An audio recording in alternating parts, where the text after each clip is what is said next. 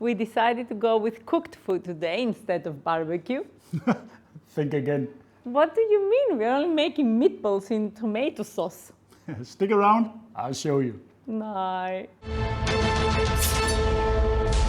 For our meatballs, we have 2 kilos of nice 80-20 beef mince here. So we get some nice fat inside that gives flavor.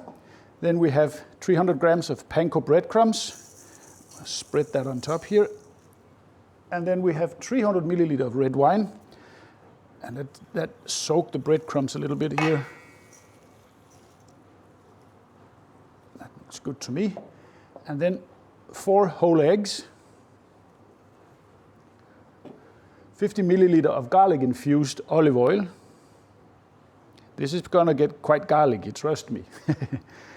3 tablespoons of sea salt. 2 tablespoons of cumin. 1 tablespoon of freshly cracked black pepper. And 1 tablespoon of sweet paprika. And then we are gonna crush in 6 or 7 cloves of garlic. You can dial this up and down depending how garlicky you want it to be.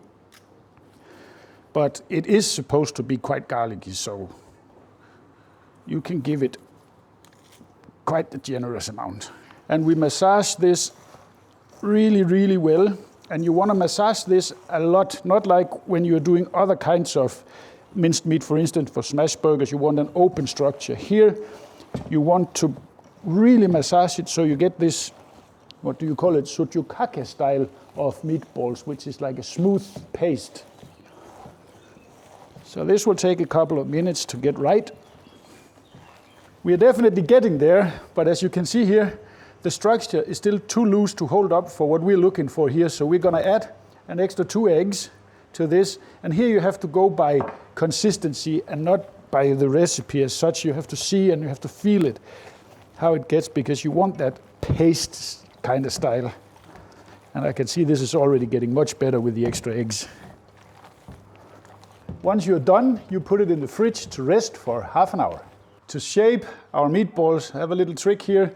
Dip a hand in a little bit of cognac, and then you take a lump of meat here, and then shape it.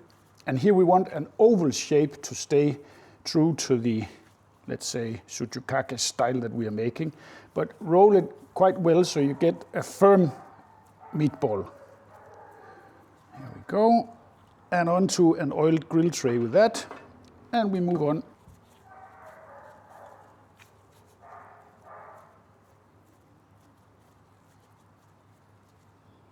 Normally you would shallow fry these in oil or bake them in the oven, but we are gonna do none of the above. We are gonna do them on the barbecue. If you don't grill something, you will die. Well, I can always find an excuse to barbecue.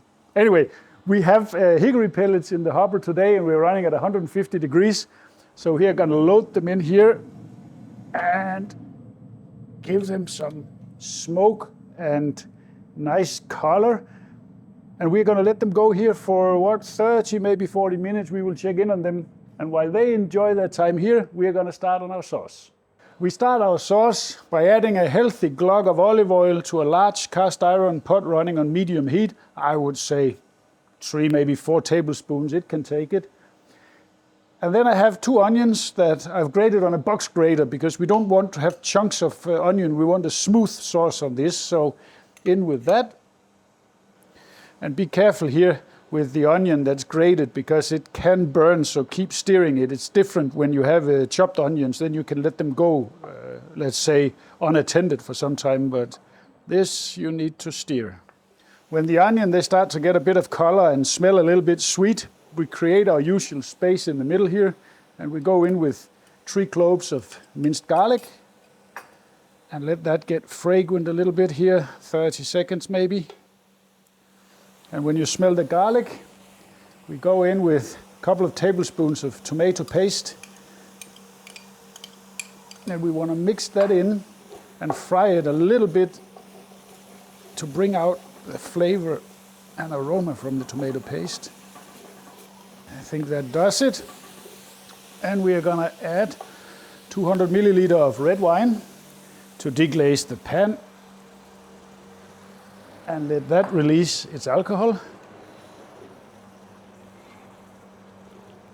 Next step, we add 2.5 kilo of San Marzano Pomodoro tomatoes that we have spun in the food processor because, as said before, we want a smooth sauce here today. Like that. And the water from rinsing the can so we get all of the goodies because my wife, she doesn't throw anything. Give that a good stir. And we continue with our spices, which is 3 tablespoons. What is it? 3 tablespoons of sea salt. I couldn't remember if it was 2 or 3, but we are going in with 3. 2 tablespoons of cumin. And 10, what are these Bahar? 10 of them, I would say. 10 Bahar to give some flavor. And then we do our usual little trick here that we do when we make stews or sauces. 2 rinds of Parmesan that we have saved from grating. And we're just going to leave them in the sauce to cook with the sauce. And then we take them out at the end. That gives a nice texture and flavor to any stew you make. It's a very good trick. And now we let this simmer away while we wait for our meatballs. Half an hour passed. Let's see how they're doing. Ooh, they look good. Yeah, they are ready. Look at the color and see, they're completely bouncy. That's really, really excellent. Well, Grandma's trick did work. The cognac trick works. Yeah, the cognac. So they're ready for the sauce. So let's get them out of here. Like that. Close down. And I'll see you at the stove. And now we're simply gonna nestle them in here nicely in the sauce. See if we can fit them all. Wow, that looks really, really good. And here we go, last one in, all nestled in nicely. And now we're gonna close this up and let it go for half an hour to let them soak up the sauce. I think it's ready, but let's give it a check here. Definitely smells good and it looks good. Yeah, they're perfectly soft and they're still really, really tender and bouncy, nice. Now we need to let them rest for at least an hour before we taste it. They smell really fantastic. Let's give it a shot here to see how they taste. That sauce is really, really fantastic. Yes, but there is a but here because that meat is too lumpy. Actually, it needed to be more smooth inside. Yeah, but that's it. I mean, I am done with that. I'm buying my own meat grinder because this needed to be passed twice through a meat grinder. Did you sabotage that on purpose to buy your gadgets? You'll never know. Enjoy.